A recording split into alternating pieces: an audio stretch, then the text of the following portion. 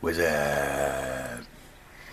Hey, it's been a long time since I've posted anything, but I've been waiting a long time for this Bandai Millennium Falcon, the perfect grade 172 scale, and I finally got one, so I'm going to start a build on this.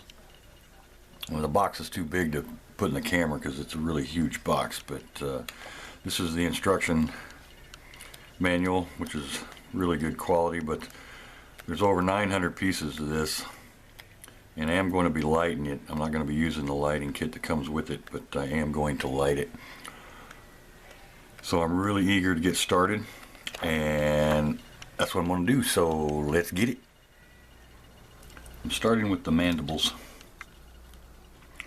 The instruction booklet, you start with the cockpit, but I am waiting for a guy on Shapeways to come out with his, because I have the one for the 172 fine molds. So I'm waiting for him to come out with that because it'll already have the holes and everything drilled in it, so I don't have to drill any holes in the cockpit for the lights. Anyway, this is constructed similar to the way it is in the 144 Bandai Falcon kit. You get the little inserts here, and there are several parts to put in these little wells,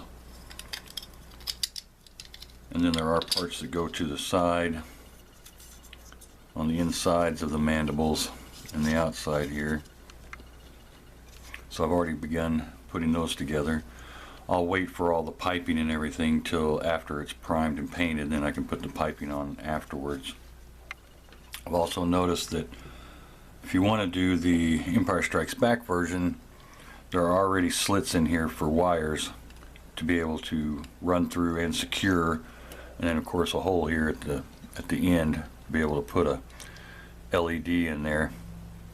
I'm probably going to go ahead and light the front headlights. I'm going to put some little white flat tops in there because they're really bright and they're concentrated light, so it should look perfect. So I'm going to put some more pieces on here, and then I'll come back and show you what it looks like. I've got most of the smaller greeblies on the mandible, except for the piping, as I mentioned before.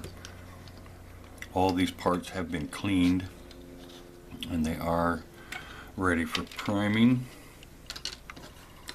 What I did with the sprue for the piping is I took some this cheap isopropyl alcohol, it's 91%, soaked a Q-tip, and then just gently, methodically went over each one of the pieces here. It's very flimsy, it's very fragile, so you just gotta kind of be careful. A lot of times, I've already noticed a couple of them just in the shipping have already broken, but I'll take care of that once I start gluing them to the mandibles. So now those are ready for priming. What I'll do now is I'll take the other mandible and I will do the same that I did with the first one and put as many of the parts on there as possible and clean it and get it ready for priming. So I'll do that and I'll prime it, and then I'll come back and show you what it looks like. Got a coat of primer on. You can see I missed a few spots, but I'll go back and take care of those. But I wanted to show you some of the detail on here. Let me zoom in.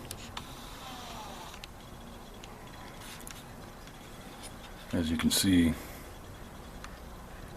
the detail is really good and extremely accurate. Primer helps be able to see it a little better.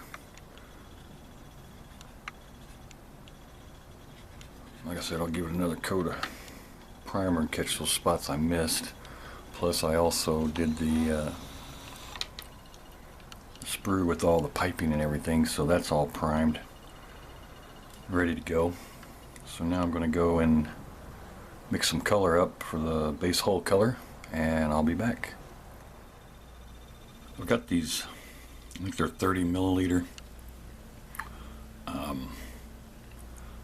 squirt bottles, dropper bottles, And I mixed up 2 of these. Hopefully that'll be enough. If not, then I'll have to mix up another one. But what I used was, I used a full bottle of this Model Air USAF light gray. And then I put in probably half of this bottle of the Model Color Deck Tan, and then about half of this bottle of Model Color White. That probably got me to about half of this bottle, and then I filled the rest in with some windshield washer fluid. Just a cheap windshield washer fluid. It's like $3 for a gallon. Anyway, now that I've got this all mixed up, I also put a little agitator in there to help stir it up on the inside. Now it's all mixed up, I need to go and start spraying the parts.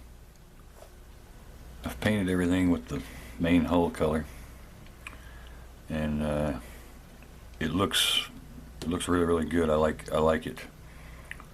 I kind of test fitted this one together because I wanted to see what the contrast was on these wells compared to the outside hull color.